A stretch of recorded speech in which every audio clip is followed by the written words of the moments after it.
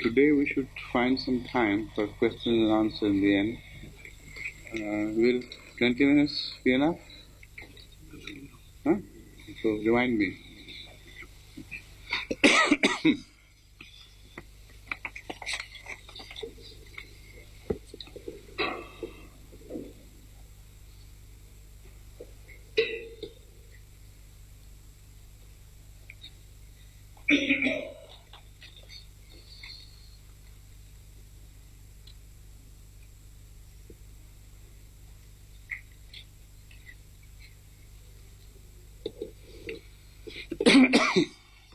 أعوذ بالله من الشيطان الرجيم بسم الله الرحمن الرحيم ضربت عليهم الذلة أينما ثقفوا إلا بحبل من الله وحبل من الناس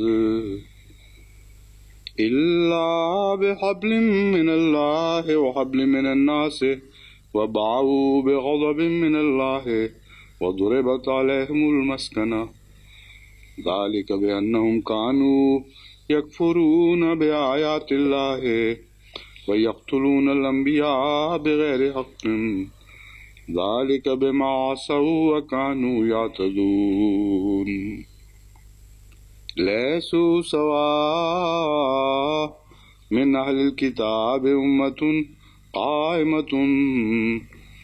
قائمة يتلون آيات الله آناء الليل وهم يسجدون يؤمنون بالله واليوم الآخر ويأمرون بالمعروف وينهون عن المنكر ويسارعون في الخيرات وأولئك من الصالحين وما يفعلوا من خير فلن يكفروا والله عليم بالمتقين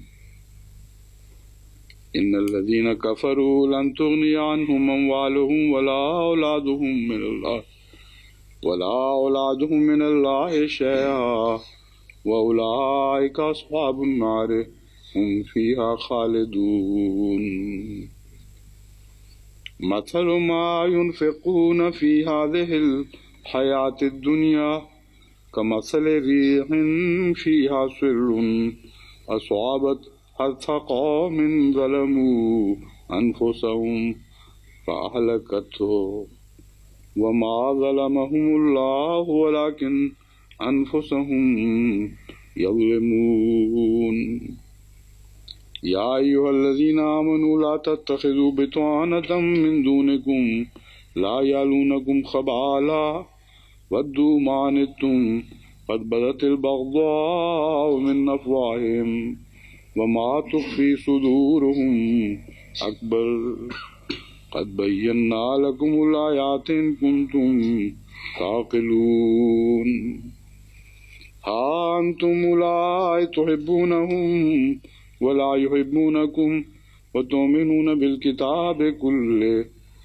وإذا لقوكم قالوا آمنا وإذا خلوا عضوا عليكم الأنامل من الغيظ قل موتوا بغيظكم إن الله عليم بذات الصدور إن تمسسكم حسنة تسؤهم وإن تصبكم سيئة يفرحوا بها وإن تصبروا وتتقوا لا يضركم كيدهم شيئا إن الله بما يعملون محيط. Yesterday we were discussing the verse which I have recited in the beginning. ضربت عليهم الذلة أينما ثقفوا إلا بحبل من الله وحبل من الناس وباعوا بغضب من الله وضربت عليهم المسكنة.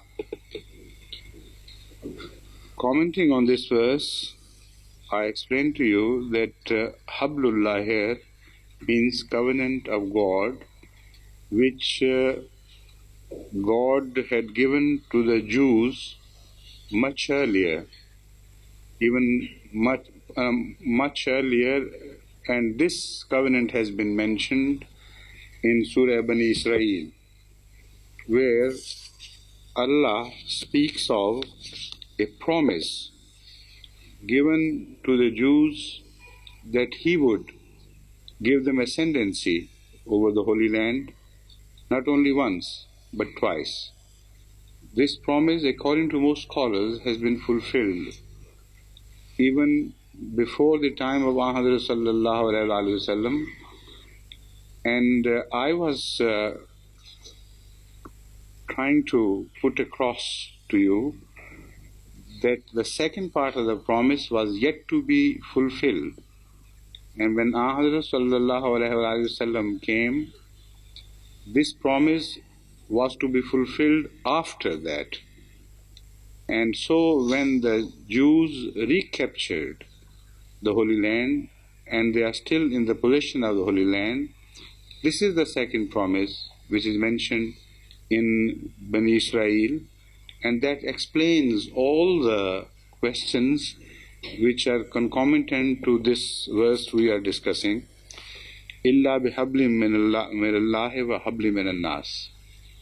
The confusion created among the minds of the commentator is this, that when they have been cursed by God forever, when the Holy Quran specifically tells us that they will always live a life of abasement, then how could a covenant of God protect them for even a short period from this eternal curse? Because they have been believing mistakenly that both the promises had been filled in the past, so no part of the promise was left unfulfilled. So that was the confusion which created all this dilemma. But when you understand this verse in the light of what I have explained, then there is no confusion left at all. The present occupation, without doubt, is in fulfillment of that covenant, or the second part of that covenant. And their ascendancy is not contradictory to this declaration that they will live in abasement. The second part, which mentions hablum minan nas, is those covenants or treaties which they have with non-Muslim powers and live under their protection. In fact, the occupation of Israel also has those ties. Now, yesterday I also visualized that event in the future when, according to the same promise mentioned in Bani Israel, the Jews would transgress once again and prove themselves to be again worthy of recipient of God's wrath. Then they will be ejected from the Holy Land. How it would happen and when it would happen, only Allah knows best. But I, as I understand from these verses of the Holy Quran, conjecture and I imagine that this is going to happen during a world holocaust, when new groupings would take place, when world would be shaken by a world war. And I believe that those powers which are protecting the Jews will have to revise their policies, and compulsions arising out of strategies would make them change their attitude towards the Muslims. And ultimately they would have to withdraw their support from Israel, and that would be the time when they will be ejected from the Holy Land, not by a direct clash between the Jews and the Muslims, but in a global situation like this is bound to happen. And from this I infer that this verse has in fact two different prophecies applying to two different phases. This again has been unfortunately been confused or have been understood in a manner that the earlier commentators themselves found themselves to be in difficulty to compare the two statements made in the verse which is under study. Number one, they know, of course, obviously, Duribat alayhimu zilla describes abasement, a situation where the people are without honor and they have been dishonored by God. In the end, this verse ends up in a strange way. Not this verse, but this statement ends up in a strange way when we read وَضُرِبَتْ عَلَيْهِمُ الْمَسْكَنَةِ. Now, maskana and zilla are two different things, and they describe two different attitudes. Zilla is a wrath of God expressed in terms of abasement and total lack of respect. Maskana, on the other hand, describes a situation where a people have submitted to their lot and they have become unobtrusive and they no longer create problems for the rest of the world. They have been reduced to a situation of helplessness, and zilla and maskana are two different things altogether. So, and this maskana is placed in juxtaposition to the promise وَبَاءُوا بِغَضَبٍ مِّنَ اللَّهِ. Now, after the ghadab, why there should be maskana? There should be zilla apparently. But as I have visualized the future, this statement falls into proper order and it becomes immediately understandable. What is going to happen is that, let's say first, the state of zilla or abasement is a continuous state of affairs, right from not only from the time of Hazrat sallallahu alaihi wasallam, but from the earlier times when God had decided to curse the Jews because of some continuous misbehavior. So when these verses were revealed, the Jews were already found in the state of that zilla or abasement. This was to continue, except for hablu min Allah wa hablu min nas, these two occurrings. After that, according to the promise mentioned in Surah Bani Israel, when the Jews would be given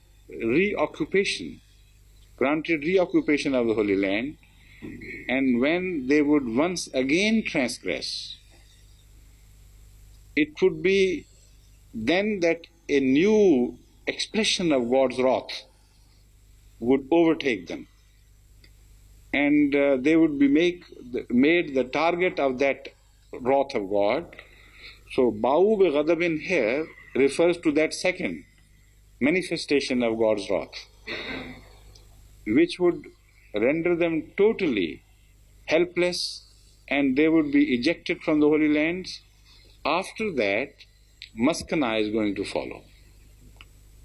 Then all their haughtiness would be completely smashed and they will be brought down to earth, and they would realize that all that they have been trying to achieve, the ultimate object of ruling the entire world, this is the ultimate object of Israel, has been totally frustrated, and they would find themselves helpless and friendless.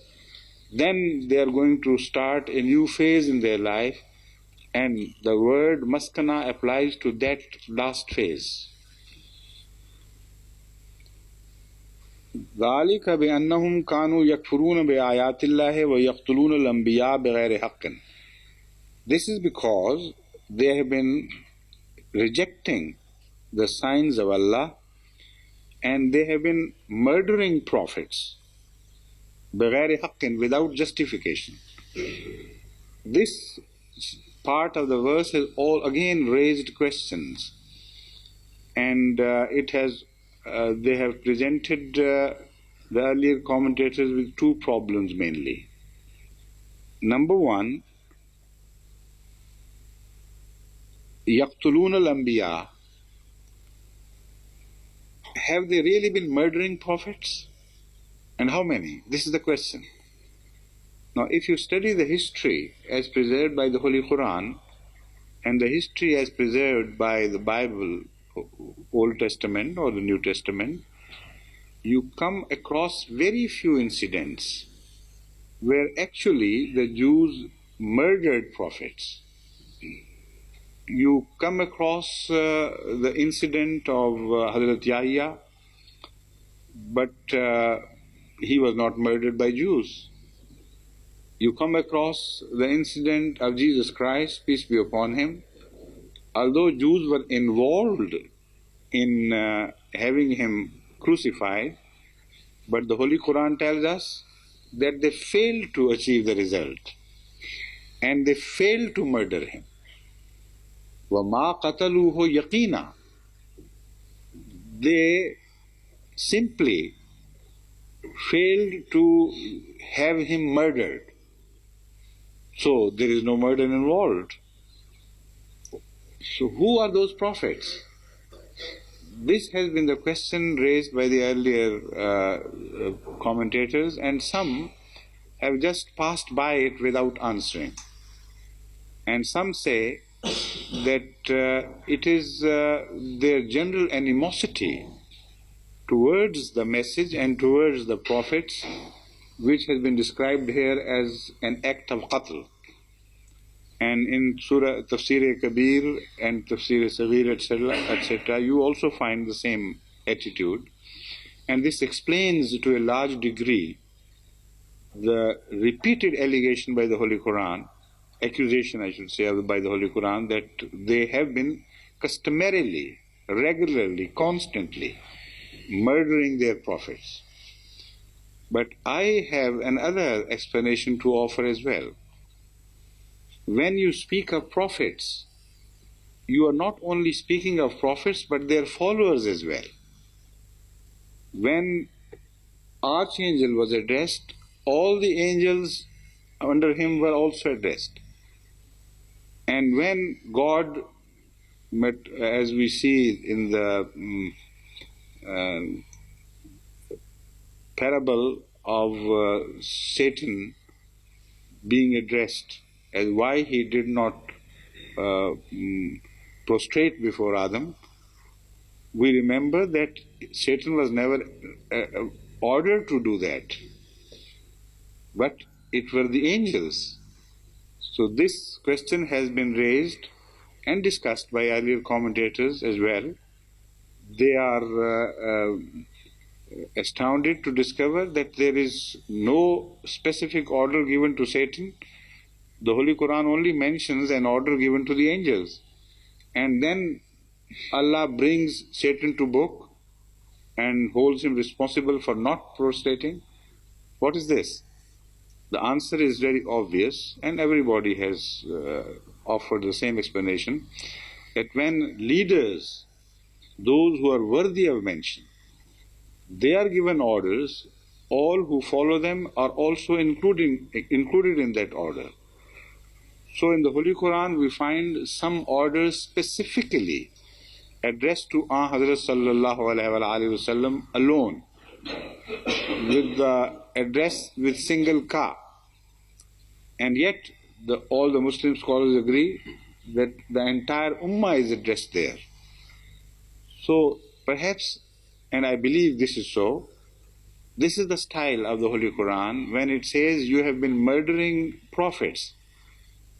What it means to say is that when you murder their followers for no crime of their own except that they believed in the message of the prophets, then it is tantamount to murdering the prophets. And as far as your desire is concerned, you would have left no stone unturned to murder the prophets themselves. So it's the entire attitude of hostility unleashed towards the messengers and their followers. God specifically, specially saved the prophets so that the message could be saved. But those who were murdered just because of their belief in the prophets were as if the prophets themselves were murdered. So this is the one problem which has been discussed by the earlier commentators, and this is the answer as I find it appropriate in this context.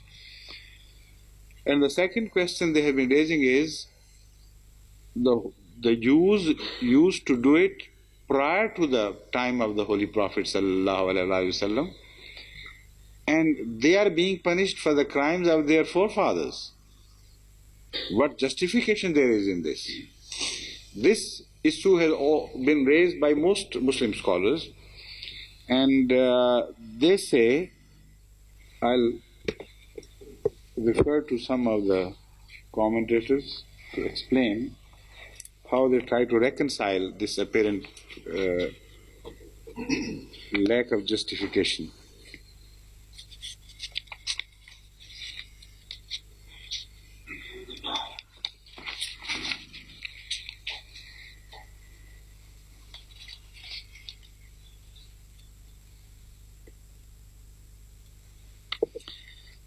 In Tafsir Ruhul Bayan, the explanation given is this: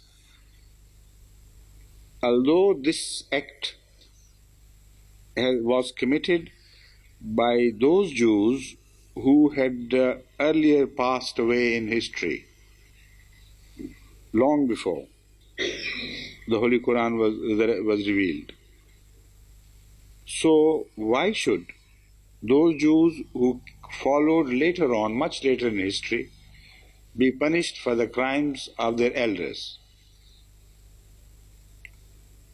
The explanation is that these Jews were in fact happy and fully satisfied with the behavior of those Jews who committed those crimes, and they fully approved of that behavior. Now this is an answer, but it doesn't hold water at all, because most of the crimes committed by the earlier Jews against their prophets were roundly condemned by those Jews who followed much later. They were not directly involved. So why should they be punished for the crimes of those who came earlier? In fact, the similar answers are given by almost all scholars. In fact, what happened was that it was the same Jews who repeated their attitude vis-a-vis Ahmad sallallahu alaihi wasallam, and by doing so they proved that they in fact approved of that attitude, and when given the chance they repeated the same thing. Now this is a historical fact that actual attempts to murder Ahmad sallallahu alaihi wasallam took place by the Jews of his time. It is on record that some Jews, a Jewish woman, even succeeded in poisoning him. It is on record that while he was resting by the side of a wall, a brick was thrown from above. It was a Jewish house, from the roof, with the intention to murder him. And with the grace of Allah, he was saved because it missed the target. And many other attempts are reported in history. So they have been doing that, not in the past, but they repeated this attitude towards the living prophet of the time, the very best among them, who was in fact the embodiment of all the prophets before him. In his message were included all the messages which were worthy of preservation, and the Holy Quran specifically mentions it, that this is a book فيها كتب قيمة, which contains all the earlier teachings which were qayyim, which means which had that inner quality of being preserved forever. So the Prophet also, the recipient of this book, was Jame'ul Anbiya in his characters. All the best characters and attributes of earlier prophets were made to be personified in the life of Hazrat Muhammad Mustafa sallallahu alaihi wasallam. So when they attempted to murder him, in fact they attempted to murder every prophet. It was the prophethood to which they were opposed. And by repeating this crime, they made themselves vulnerable to Allah's wrath. The second thing is that they were given again a chance to prove that they have been repaired themselves, they have rectified their behavior, and they have changed their attitude. And the second time the possession of the Holy Land was given to them. So it was not just a historical crime for which the Jews, future Jews in relation to the time of Muhammad were to be punished. It was made manifestly clear by giving them repeated chances of mending their ways. Yet, as we observe from the history as unfolded from the time of Muhammad, they did not make avail of those chances, did not mend their ways, and even today in occupation of the Holy Land, they are continuously conspiring, not only against the world of Islam, but in fact against the entire world. Their ultimate goal is that dream which they have been cherishing from the time of Hazrat Dawood ﷺ, that they would emerge as the one single supreme power in the world. And the world government is the ultimate goal they are pursuing. So some people may not understand it. They always think that Jews are only pitched against the Muslims. It's not so. In fact, they are not pitched against anybody. They are pitched against the entire world, and their goal is their ultimate domination. I have read some books on this subject, and the Jewish authors, although they do not admit this in so many words, but by implications have mentioned this, and some commentators on the Jewish attitude have also taken up this subject. The substance of all this is that they justify their attitude on two things, on two scores. Number one, they really genuinely believe that it is not a mischief, it's not a conspiracy at all. It is a destiny which has been promised by God, and this destiny is bound to be fulfilled. Now, where is that destiny mentioned? This is the question. And I have already pointed out to you that the promise given in the Bible was about al-ard. Now, this word has been misunderstood by the earliest Jewish interpreters. God never made a promise to them that they would be given ascendancy over the whole world.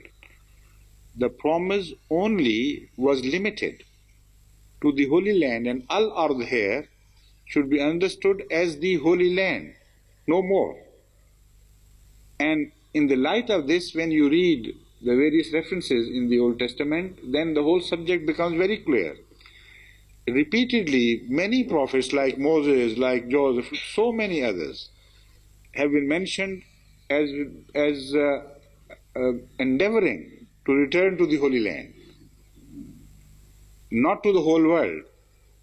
So that promise somehow got misinterpreted by the earlier Jewish scholars, and the result is that the present day Jewish scholars of a certain brand do genuinely believe that by al-ard God meant the entire world, and this was the promise which was given to Hazrat Dawood ﷺ.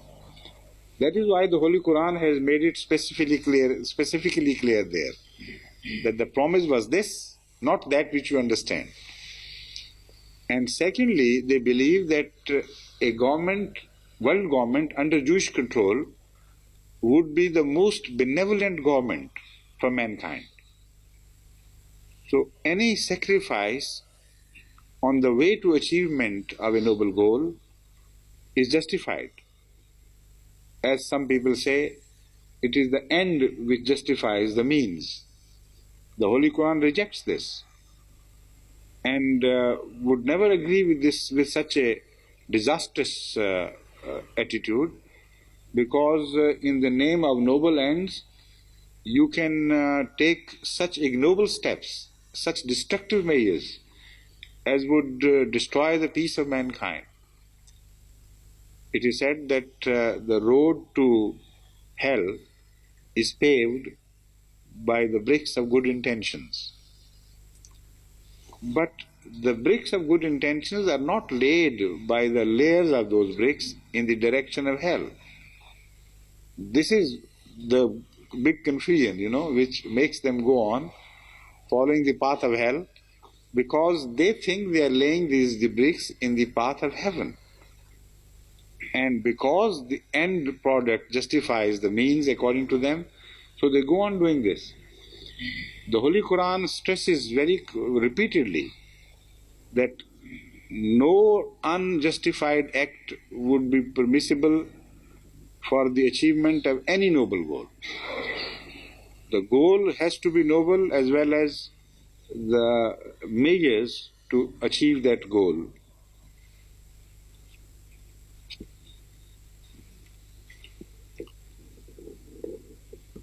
لَيْسُوا سَوَاءً مِنْ أَهْلِ الْكِتَابِ أُمَّةٌ قَائِمَةٌ يَتْلُونَ آيَاتِ اللَّهِ آنَاءَ اللَّيْلِ وَهُمْ يَسْجُدُونَ. They are not all alike. مِنْ أَهْلِ الْكِتَابِ أُمَّةٌ قَائِمَةٌ. Among the people of the book, there is a section which is still holding, is steadfast in their teachings and holding fast to the teachings of Torah.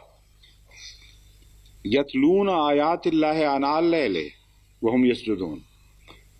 They go on reciting the verses of God, verses revealed to them, the night long.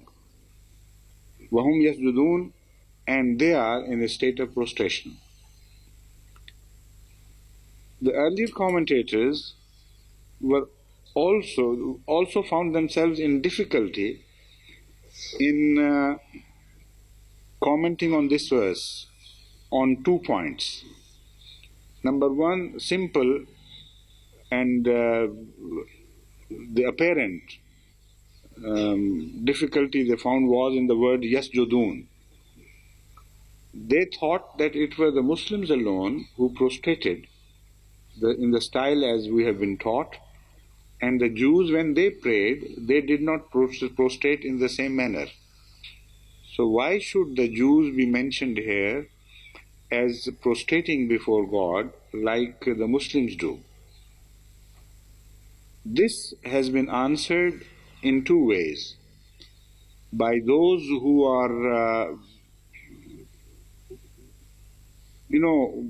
who go deeper into things, and those scholars who are holier and higher in their status with God, they have attempted to resolve this problem by suggesting that the word sajda is not the form which you know, and that alone.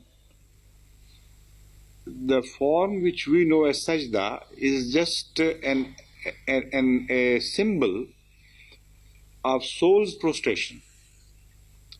So, وَهُمْ يَسْجُدُونَ refers to that state of the attitude of people who prostrate in their minds, in their hearts, in their souls before God, and as such, this description is befitting even for those Jews who are within their heart pious and God-fearing, and even if they do not prostrate formally like we do, there are among them, according to this statement, who are very pious and who remain in prostration before God while they remember Him at night. The second explanation is that this word yasjudun, and in fact the entire verse, is applicable not to Jews, but only to those among them who have become Muslims. And as such, there is no problem. The second difficulty they found was again pertaining to this part of my statement. Were there really people among Jews who had not accepted Islam and who are praised in such high terms by Allah Himself? There are people among them who are steadfast in their teachings, who hold fast to the covenant they made with Allah, who believe in Yawm Akhirah and all that, and believe in God, and who are so pious and holy they keep awaking the whole night remembering Allah. This is a very beautiful description. So these scholars find themselves too miserly to admit that such a high compliment could be paid to anybody outside Islam, particularly to Jews. And they say, no, this verse is only applicable to such Muslims who erstwhile had been Jews. But you read the whole context, it's impossible. There is no room whatsoever for extending the meaning to this, outside the domain of this, the application of this verse. It is speaking of Jews in some very severe terms, and yet reminding us, like the Holy Quran has been reminding us repeatedly elsewhere, that you must never condemn a people entirely, without exception. Even among the worst people, who can be described as worst as a whole, they are good, pious people of God. And this is a statement which is found so true in everyday life that no sane man can deny it. Even among Hindus who are idolaters, even among atheists, you find such people who are kindly disposed towards humanity. So why not among religions, which were once revealed by God, who were given books? There are bound to be some good people among them who genuinely believe in God. Otherwise, this wholehearted condemnation would put Islam at a disadvantage. The rest of the world would not believe, would not understand an attitude of a book which condemns wholeheartedly, entirely, the entire of the rest of the world, without leaving any room for such people who can be found as good people outside Islam. This is unrealistic. This is untrue. So the Holy Quran is magnanimous in its attitude. Those who have smaller hearts and niggardly attitudes, they attribute their own attitudes and transfer them to the Holy Quran and interpret these verses as, again, in their own miserly view of the world. They think, no, outside Islam there is no goodness whatsoever. This is untrue. The Holy Quran has spoken on this subject repeatedly. I have been quoting some of these verses. I have quoted some of these verses during my address on the 24th here in London, and I made it very specifically clear that Islam leaves room for other faiths also in acquiring goodness, though not in majority cases, at least in small numbers. So these are the people who are being mentioned, because the Holy Quran does not want the Muslims to be narrow-minded, small in their stances, and bigoted and arrogant.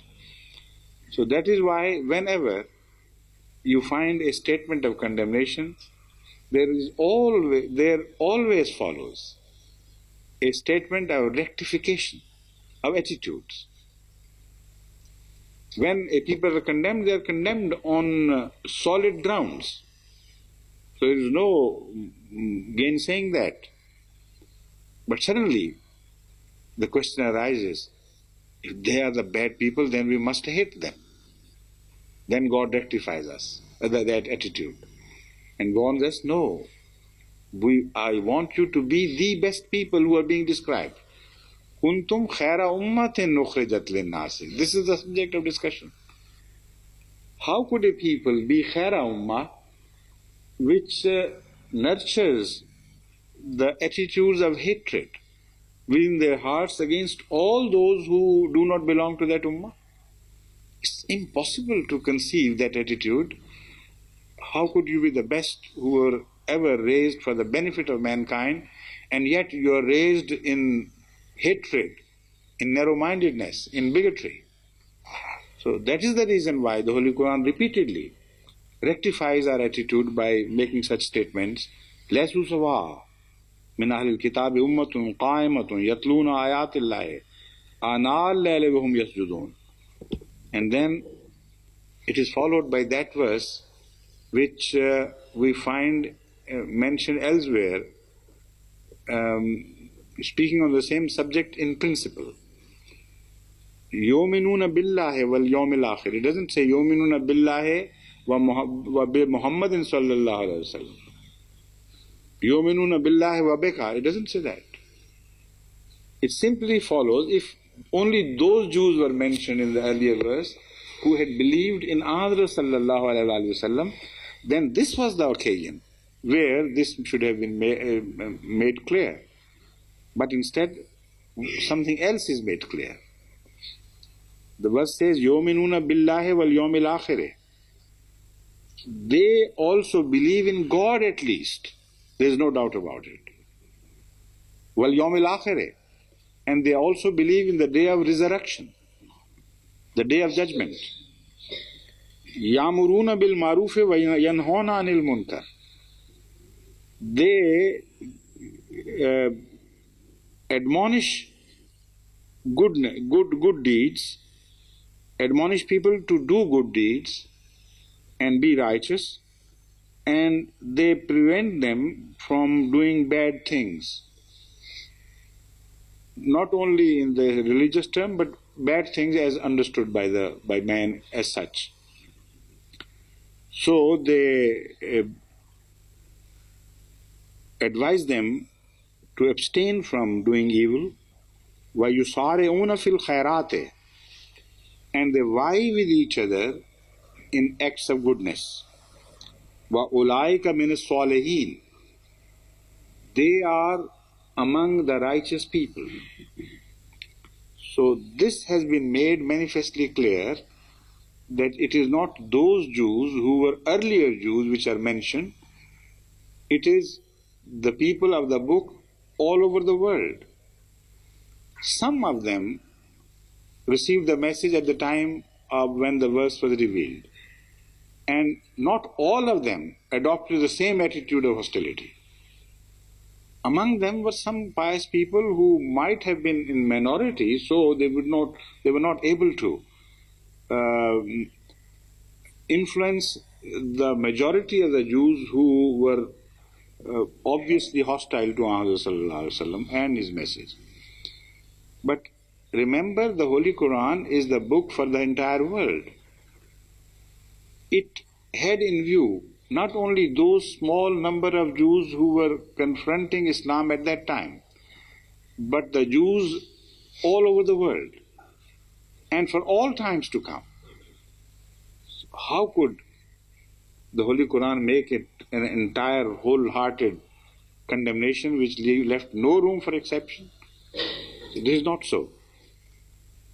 The second thing to be noted is that the same scholars who believe that these verses apply only to Hazrat Ibn Salam and Abdullah bin Salam and other converts from the Jewish faith to Islam, at the same time believe that this verse gives license to Muslims to force others, to compel others to do goods and to abstain from doing bad things.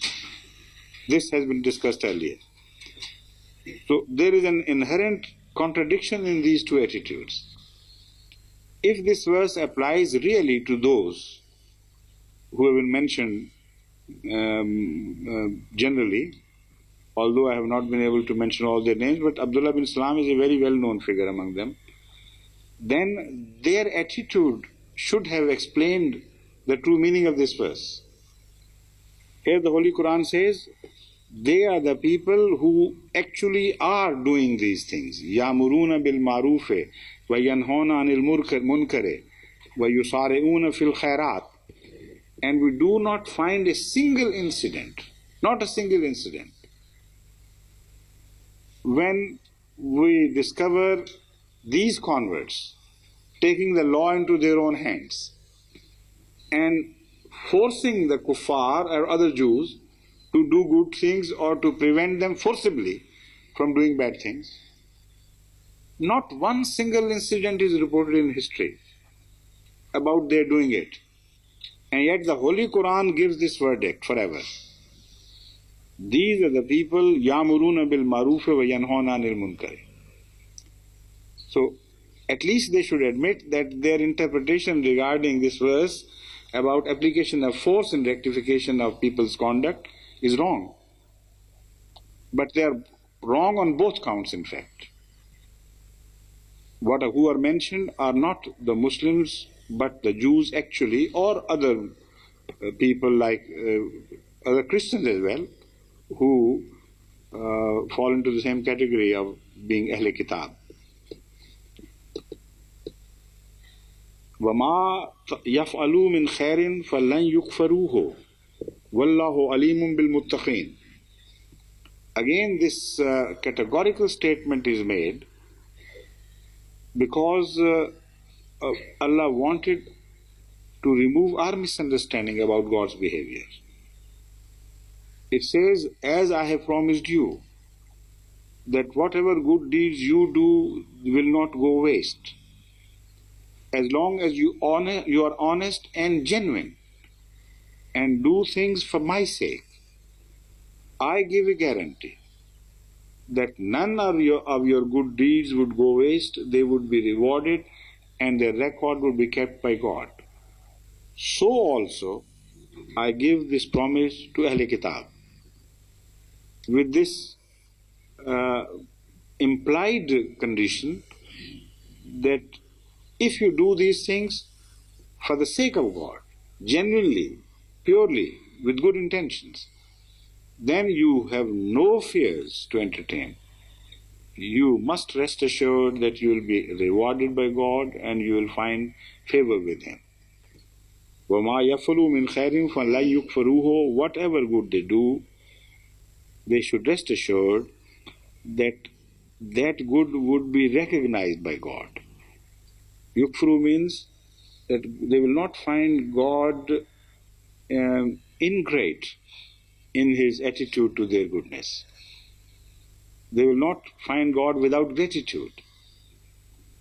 Wallahu alimun bil muttaqin, and God knows who is God-fearing.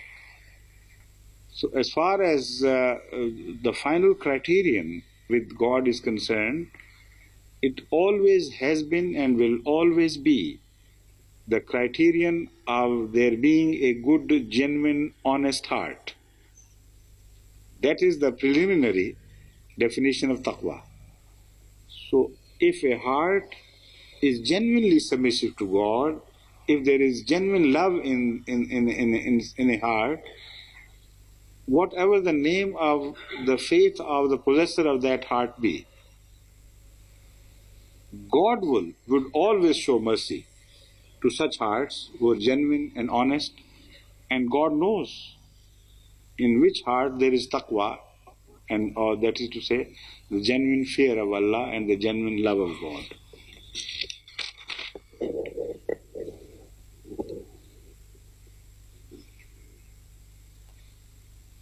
إِنَّ الَّذِينَ كَفَرُوا لَن تُغْنِيَ عَنْهُمْ أَمْوَالُهُمْ وَلَا أَوْلَادُهُمْ مِنَ اللَّهِ شَيْئًا وَأُولَٰئِكَ أَصْحَابُ النَّارِ هم فيها خالدون مثل ما ينفقون في هذه الحياة الدنيا كمثل ريح فيها سر أصابت حرث قوم ظلموا أنفسهم فأهلكته وما ظلمهم الله ولكن أنفسهم يظلمون. Now here again there is a verse which raises some questions regarding the true interpretation of the previous verse. This verse says, as for those who disbelieve, their possessions and their children shall not avail them aught against Allah, and they are the inmates of the fire, therein shall they abide. As for those who disbelieve. Now the question is this statement in contradiction of the earlier statement? Who are those who were mentioned earlier if they are a section of the Jewish society as well? Then they have not believed in Hazrat Sallallahu Alaihi Wasallam.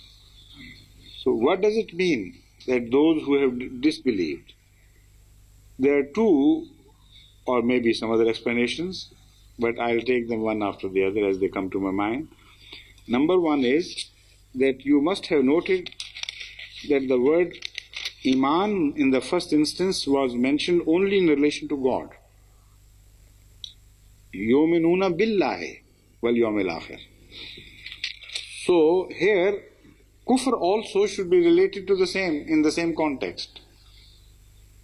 So that would mean that there are Ahle Kitab who in fact do not believe in God.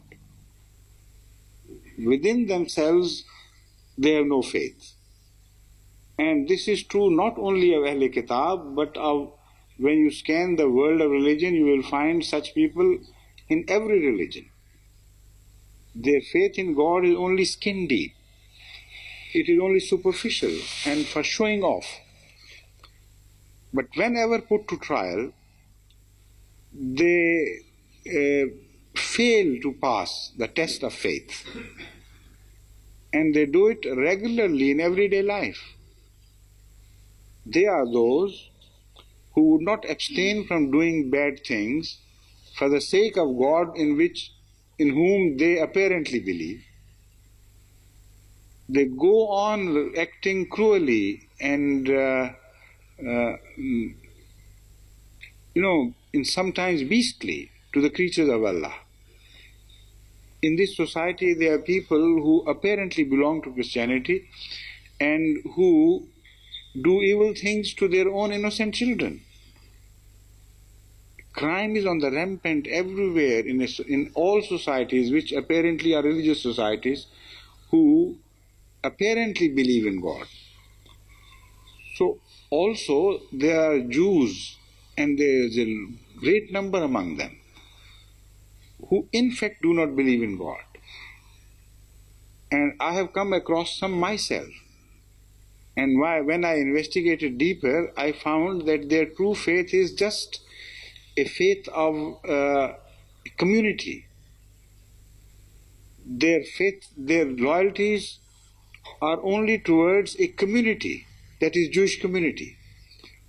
So in fact, if you examine the world of religion, you will discover that nationalism is not only oriented towards geographical boundaries, but nationalisms are also oriented towards religious boundaries. So what the binding force of most religions today is religious nationalism rather than their faith in God or fear of God. So also there is a growing tendency among the Muslims to speak of Muslim nationalism. You see what you discovered today in relation to Azerbaijan and other such areas in Russia, where things have started happening, and suddenly these Muslims become dear to the rest of the world. They existed even before. They were in a more pitiable state. They should have drawn the attention of the entire Muslim world far more before these happenings. Because at that time there was no freedom for them to exercise their religion properly. And this was the most pitiable state. They didn't take pity when Islam was in danger. When there was a chance of their gaining a national entity in the name of Islam, then they all became interested. So it is nationalism which you find as an underlying cohesive force in all religions of the world today, unfortunately. Hinduism in India, which is the religion of 70 to 80 million, 800 million, 7 to 800 million people, or more than that. I know in crores, 100,000 is one lakh, and 100,000 is one crore. 10 million. 10 million is 1 crore. So the Hindus are estimated to be 70 crore in India. So how much that would be? 700 million. That's fine. That would be correct. So among those 700 million people, those who are the ruling class and are the educated class, if you meet them and discuss their faith with them, you will be surprised to learn that they have no faith in that idolatry which is the central point of Hinduism. They just take Hinduism as nationality. And the masses also, even those who worship idols, their real faithfulness is not to God but to a concept of nationalism. So the Holy Quran, when it speaks of Innal Lazina Kafaru in that context, is pointing out to that truth, that although apparently they are Ahle Kitab, they should have believed in God, but you will find that in most cases they do not believe in God. They only believe in Jewish entity. And all their efforts are towards materialism, to gain wealth and to exercise power through their wealth. So the verse is exactly describing this situation. It says, Innal lazina kafaru lan tughniya anhum amwaluhum wala awladuhum min Allahi shay'a. All their faith is collection of wealth and exercising their power and increasing in number and wealth, and to try to oppose Islam with their wealth and their number. Ulaika ashabun nar.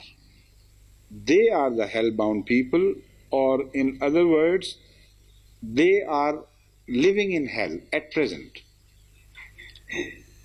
This is the description of their the inner condition of their hearts. Those who are committed, those who are mentioned here, are not all the Jews, but like the earlier exception, another exception is being made. Some of them were good, and some of them are real bad. These are the real bad ones who are being described here, in contrast to the earlier statement. The opposite end belongs to those who are committed enemies of Islam. And the hell here is not described as a promise, although most interpreters would have it that way, but it is not said that they would go to hell. It says, وَأُولَٰئِكَ أَصْحَابُ النَّارِ, they are the hellish people.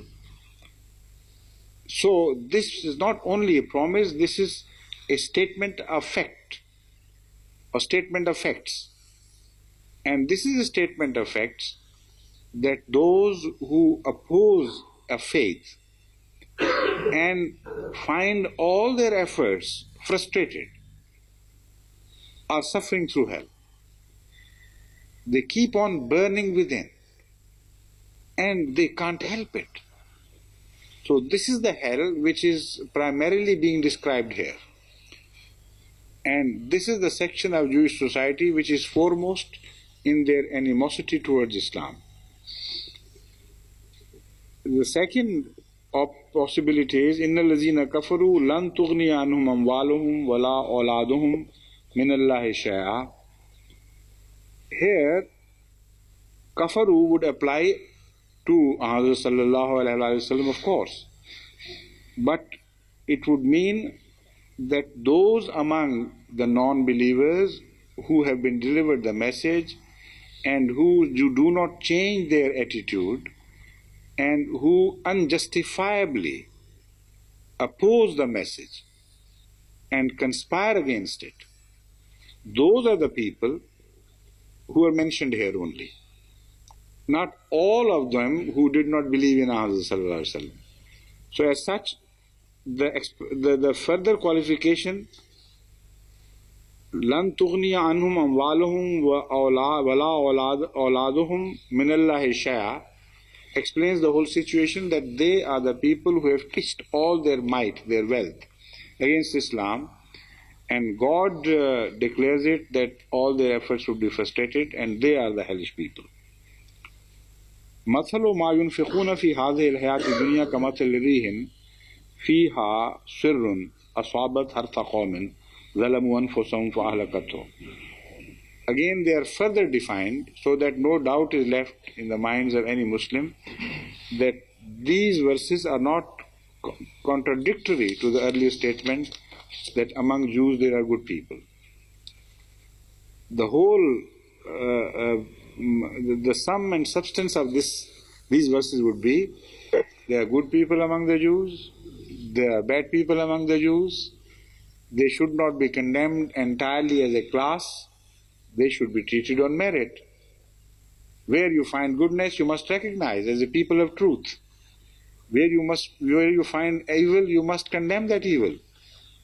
And be realistic and pragmatic in your attitudes. This is the sum total of the discussion here and the essence of the message which is being delivered. And now it is said, it was suggested earlier in the verse I have recited, that they are employing their wealth to oppose Islam.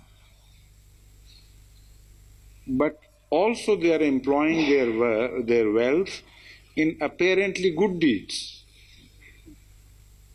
So there are two areas where their wealth is spent.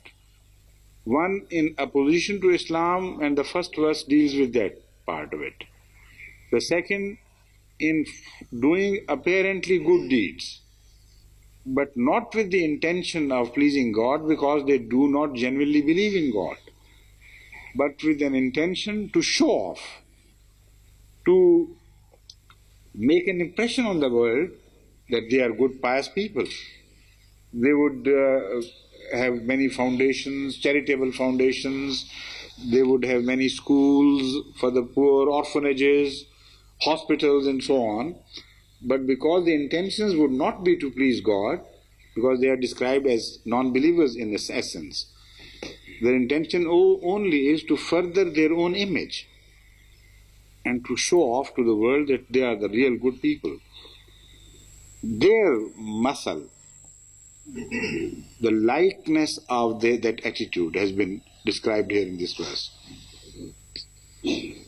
كَمَثَلِ رِيحٍ فِيهَا سِرٌّ. All their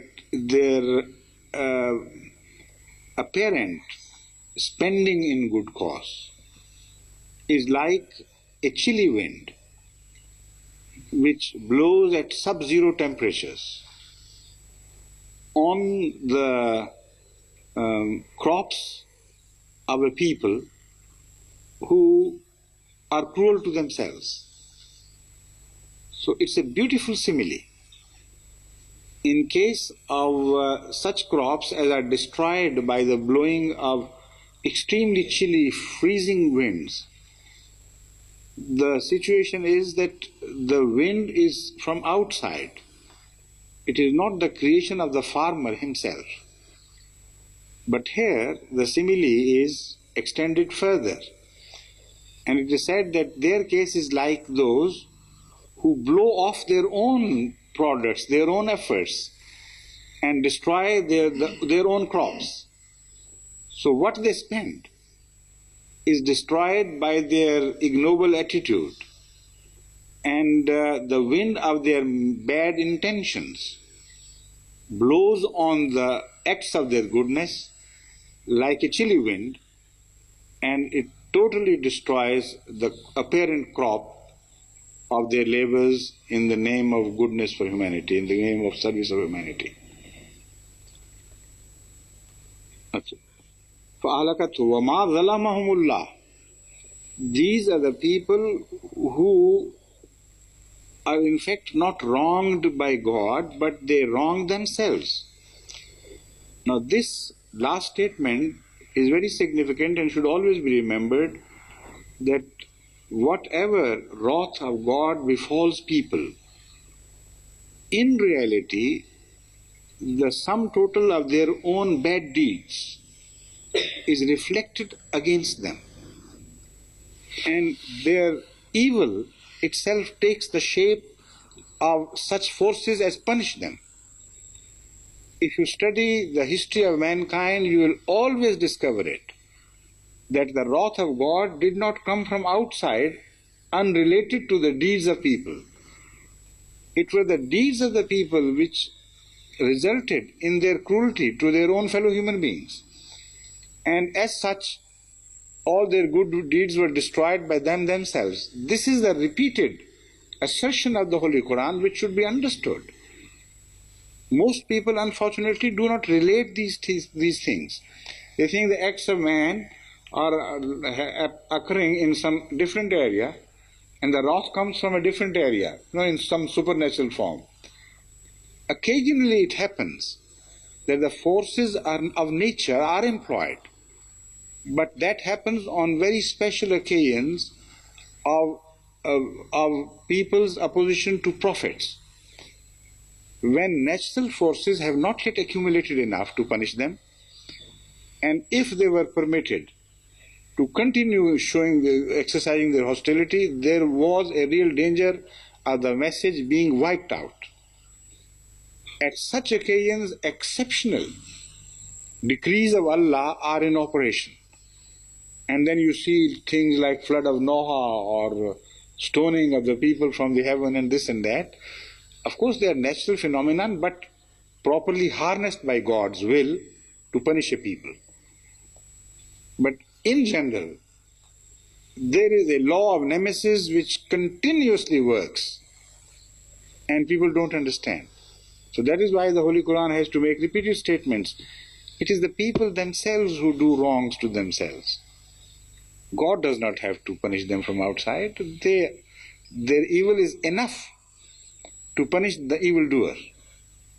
So with that we end the dars for today, but we'll sit for a few more minutes, 20 minutes or so, for question answers. Yes, please.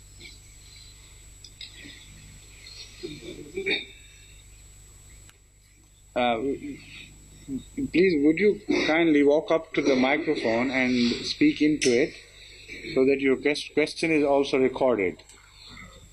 And would you turn the face of the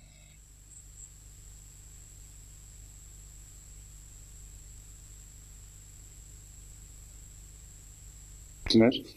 Yes, thank you.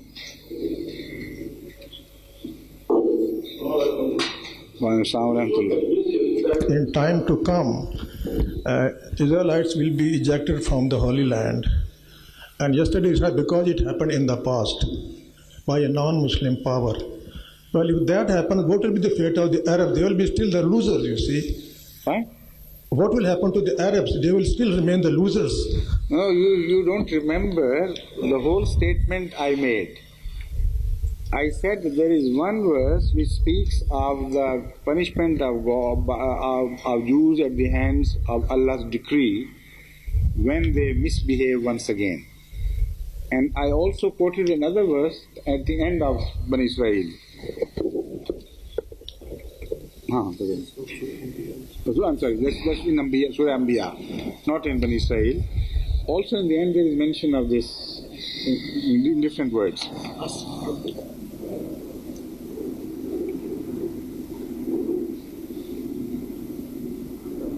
Yes. No, this is the same verse. First of all, let me take up the matter in chronological order. First I mentioned the verses, early verses from Bani Israel, from 5 to 9. And remember that in the end the conclusion which is drawn is this: فَإِذَا جَاءَ وَعْدُ الْآخِرَةِ لَيَسُوءُ وُجُوهَكُمْ وَلَيَدْخُلُوا الْمَسْجِدَ كَمَا دَخَلُوهُ أَوَّلَ مَرَّةٍ.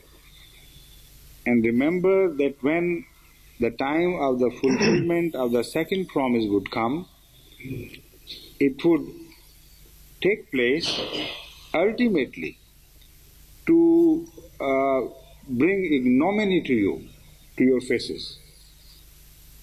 Because it's explained why. وَلَيَدْخُلُوا الْمَسْجِدَ كَمَا دَخَلُوهُ أَوَّلَ مَرَّةٍ. And at the time of the second promise, you would again enter the mosque, that is known as Solomon's temple. The temple, Solomon's temple, and as Masjid Aqsa to the Muslims. So they would enter that mosque once again as they had entered before. وَلَيُتَبِّرُوا مَا عَلَوْا تَتْبِيرًا. And so that they create the same disorder and play havoc with peace and misuse their ascendancy like they did it earlier. Then what would happen? عَسَىٰ رَبُّكُمْ أَن يَرْحَمَكُمْ. It is likely that Allah would show mercy to you because He's giving you a second chance. Don't misunderstand. It is not with the will of Allah that you will receive that punishment. God does not want to punish you. It is a chance offered to you so that Allah may show mercy upon you. The second time is given to you. وَإِنْ أُتُّمْ أُدْنَا. But if you repeated your earlier misbehavior, then you will be punished. This is the promise given by God. وَجَعَلْنَا جَهَنَّمَ لِلْكَافِرِينَ حَصِيرًا. This is one promise which should be understood and kept in mind, but in the light of other statements, we can positively conclude that ultimately they will fail in this test, and by indulging in transgression, they would incur the wrath of Allah and they would be made to lose possession of the Holy Land and the mosque. The other statement which refers to your question particularly is this: وَلَقَدْ كَتَبْنَا فِي الزُّبُورِ مِنْ بَعْدِ ذِكْرِ أَنَّ الْأَرْضَ يَرِثُهَا عِبَادِيَ الصَّالِحُونَ. That we have made this definite, strong promise. We had made it a decree. Katabna means, in fact, we had made it a decree, which is written in Zabur. Min ba'di zikri, after Allah's memory was extolled, Annal arda yarithuha ibadiy salihun, that in the end, al-ard, that is the Holy Land, would be inherited by my righteous people. Now, this is a promise which is unshakable and unchangeable, because it is the word kitab is used here, which means a promise which would never change. Inna fi haza la balaghan liqawmin abidin. Please try to understand the import of this message. This is what is followed. It says, Inna fi haza la balaghan liqawmin abidin. Those people who worship God as God should be worshipped, for them there is a very important message in this. What is that message? That you will not be able to dispossess Jews of the Holy Lands and capture Holy Land for yourself until you fulfill this condition and meet this condition, that you in the sight of Allah have become righteous. The promise was that ultimately the righteous would inherit. So if they do not prove righteous, still it would not be enough. Unless there are righteous people to replace them, this is not going to happen. So that is why I very strongly advised during the earlier dars, and also whenever some Arabs come and take up this issue with me, I always strongly advise to them. I said, this is the Holy Quran's advice and there can be no change in this.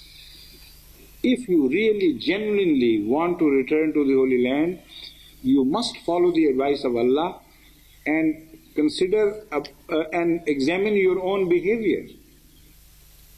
Try to be genuinely righteous. If you become righteous, then your war will be taken up by those powerful people whom Allah would create or commission to punish the wrong occupants and to make them vacate the possession of the Holy Land, and then it would be Allah who would replace them by the righteous people. This is the whole story. Yes. So for want of time, I couldn't ask you a question last Sunday's there is. Can I ask that question? Please, please. Now you said there were 72 sects before the advent of the promised Messiah, peace be upon him. What was the then scholarly opinion about the 73rd sect? Because they knew there was going to be a 73rd sect as well. You see, this is something which has always remained obscure. You see, the number 72 was not a number which reached so visibly in any set period of history that all the Muslims saw, now we have become 72, and the 73rd, whichever appears, is bound to be the right. It never happened like that.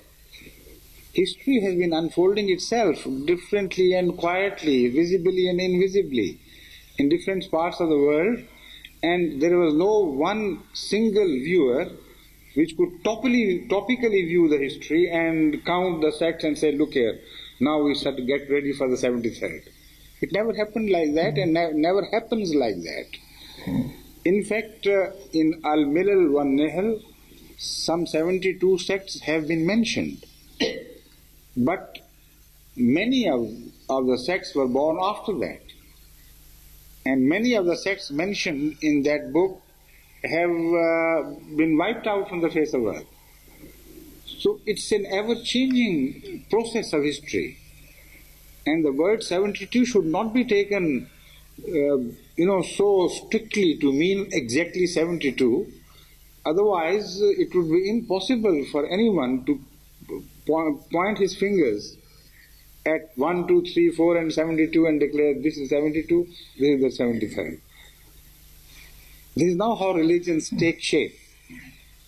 The fact is that generally believing in this, in the message, we should believe that around 72 sects, as had occurred in the Jewish faith, would take place.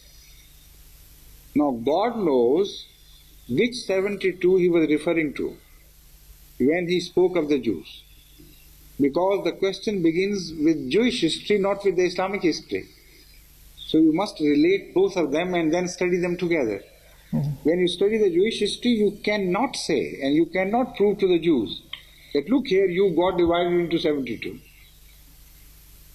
In response, they would laugh at you and they say, where is the proof?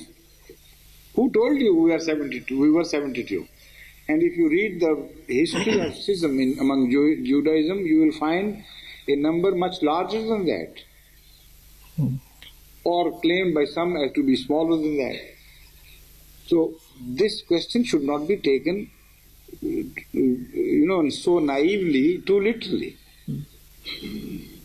Whatever happened in the history of Jewish people earlier, something of that nature was to be repeated.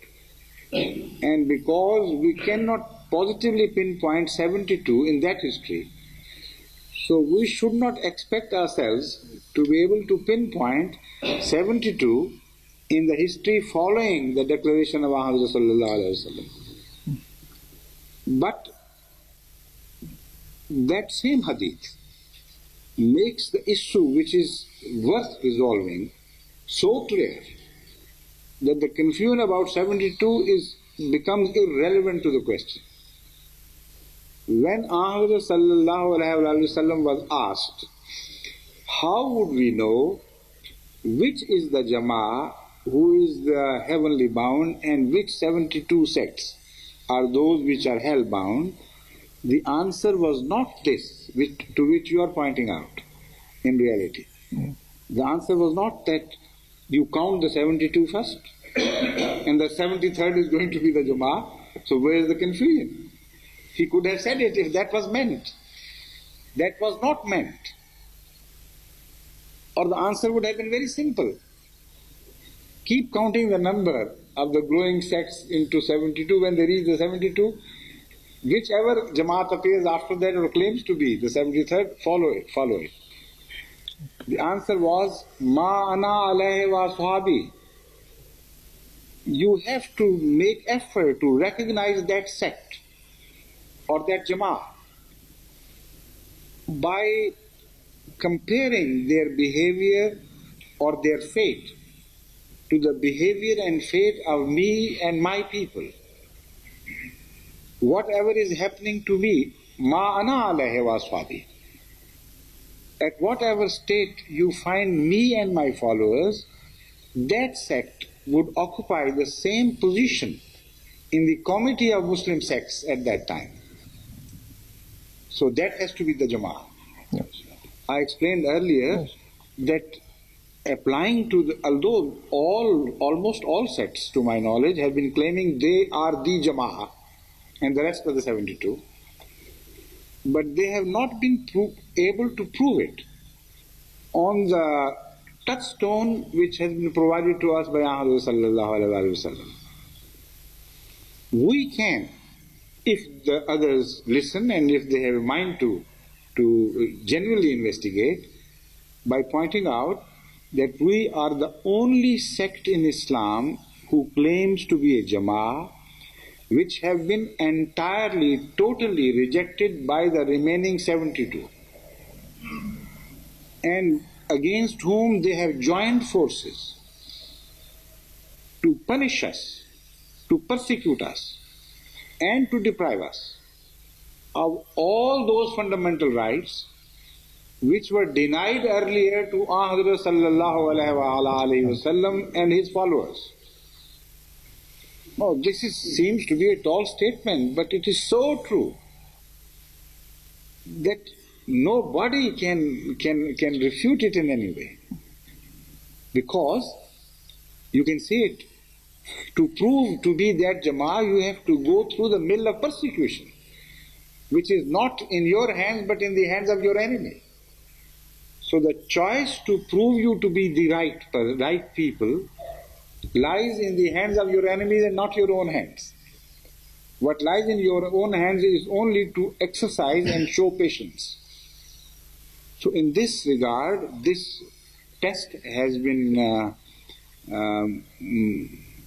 presented to us, and with the grace of Allah, we have passed this test. Right? Thank you very much. Assalamu. Any other question? Because, please, yes, Dr. Sahib, was it Shakir Sahib? Yes, please. You see, although the time for prayer is fixed at 2 o'clock, but because this is going to be the last verse, and because... No, just a minute. The last verse on this chapter, the last verse which you are referring to is in fact a dua session, which is preceded by a short verse on the last 3 surahs of the Holy Quran. So I didn't have that in mind. Yes. So I'll extend the time for a few more minutes for question and answers. I would like to thank you for enlightening us. Please come closer. For enlightening us about the Jews. And you have spent yesterday, a good time, and good time today. Jews are very important people today's world, and they are making trouble all over the world in these days. Nowadays, all the Jews are immigrating to Israel. All the Jews? Well, all Jews from all over the world. Yes, that's right. They're coming from Correct, Russia, correct, from correct, all correct, over the world. yes, They're coming to collecting, yes. Israel, they're getting together. But Jaina Bekum Lafifa, that is the word, where is the verse which I told you to bring. That is in the end of Bani Israel, I remember. Find out, please. And Hazur has mentioned that there are some bad Jews and good Jews. It has always been in all the nations that there are some good and some bad. But today, if we can see in Israel, we can't see anything good coming out from there.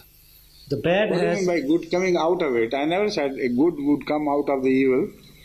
Yes. What I said was that among every people, there are such people as are good.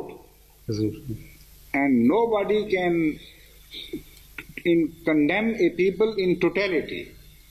Yes. This has been the message of the Holy Quran throughout consistently, and there is no exception in that. Even the worst people have some good people among them. Of course, yes. And even the worst person also, I'll add to this statement, even the worst sinner has some good points in him as well. And this has been pointed out by Hazrat Sallallahu Alaihi Wasallam himself. It's a beautiful tradition. It speaks on this question.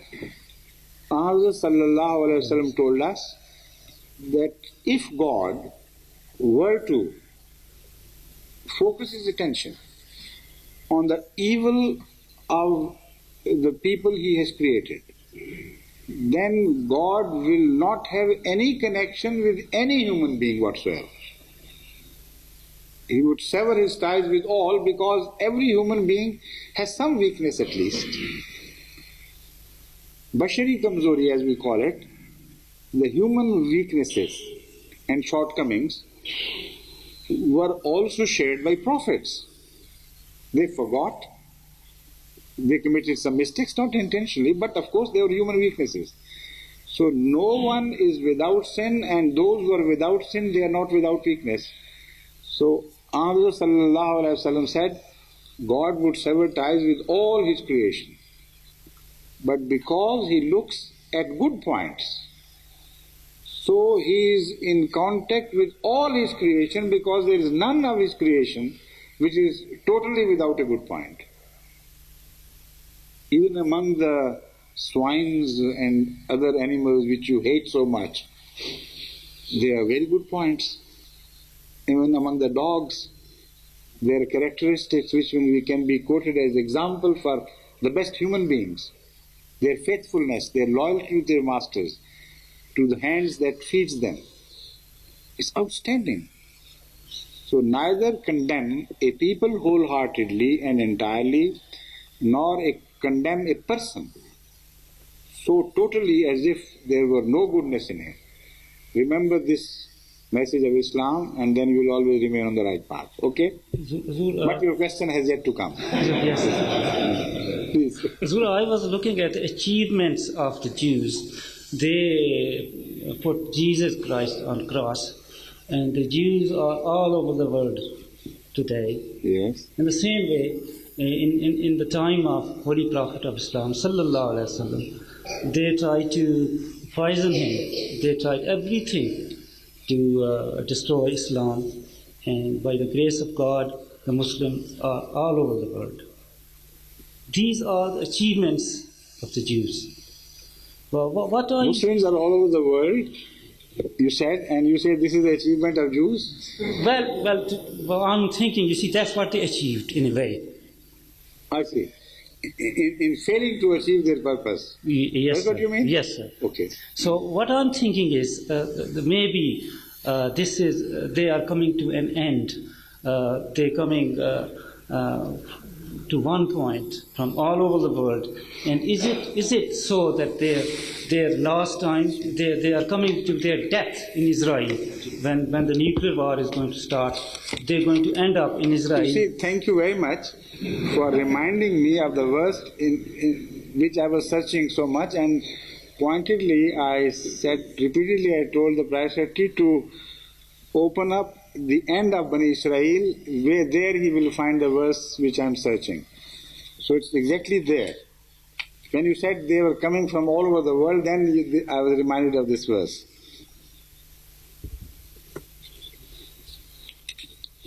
وَقُلْنَا مِنْ بَعْدِهِ No.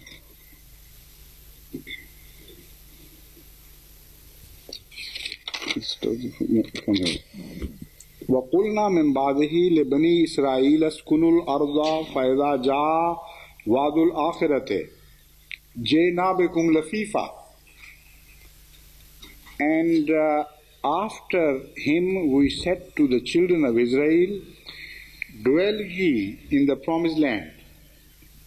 And when the time of the promise of the latter days comes, we shall bring you together out of various peoples from all over the world. This is what the meaning. Yes. So that further proves beyond a shadow of doubt that this is the age referred to as latter days, when the Jews are being brought back to the Holy Land from all over the world, Lafifa, together. So then what would happen, I have already described. So yes, they are coming to their death. No, I didn't say that. I said they are being brought back in fulfillment of God's promise to be given a second chance, to prove to the world that they are worthy of survival as such, and to prove to the world that they have availed of this opportunity and rectified their behavior. You know why this is being done so specially to Jews? You should try to understand that. It is far more important than the question you have raised. The Holy Quran repeatedly tells us that they were the best people, the most gifted people, who were given excellence over the rest of the world. So in a long history of experimentation with human qualities, God made them evolve into really a brilliant people. Today, among the best scientists of the world, you will find the Jews. Among the best financiers of the world, you will find the Jews, occupying the key positions. And in every field of human excellency, they have excelled and proved the point repeatedly that the Holy Quran was right when it stated that God made you excel the rest of the world in qualities of head and heart. But unfortunately, you failed to justify that receipt of Allah's favor. And repeatedly you committed crimes which were contrary to the expectations, which can be expectations from Allah's mercy and special favors upon you. You contradicted those favors. So in the end, God would provide you with a great opportunity once again. You see, to wipe out a people and to destroy a people is not something which Allah hastens to do. Allah is the most patient of all the patient things or patient people. So He goes on extending His mercy and His kindness, and goes on giving chances to a people. If the Jews were really the most talented people on earth, then they should also be extended that opportunity to rectify themselves more than other people. Because here the qualities are at stake. And even those who hate Jews cannot deny that they do possess these qualities. So why should Allah hasten to wipe out these good qualities which were created in the long experimentation of evolutionary history. That is why this second chance is given to them.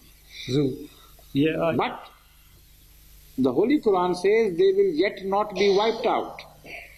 They would be subdued. Maskina is the final fate which has been mentioned here. So there would be a punishment of some sort which we do not know the details of, but after that punishment, after this promise has been fulfilled, they will be subdued, not destroyed. Understand this? Jesus. Yes. But you are not happy with this. No, in You a want way, them to be totally wiped out and destroyed, which God would not have. Hazur, in a way, why I was thinking that I thought one day the Ahmadis have to come face by face with them, and I would have thought. You will be able to murder some. And this is the attitude which I am out to destroy. Thank you, Hazur. Because it is against the culture which the Holy Quran has brought for us, against the nobility which the Holy Quran wants to inculcate among us. We are not a revengeful people. We are the followers of Rahmatul lil Alameen. As such, we must try to achieve those noble qualities which are befitting attributes of those who follow Hazrat Sallallahu Alaihi Wasallam. Please. Thank you. Thank you. أعوذ بالله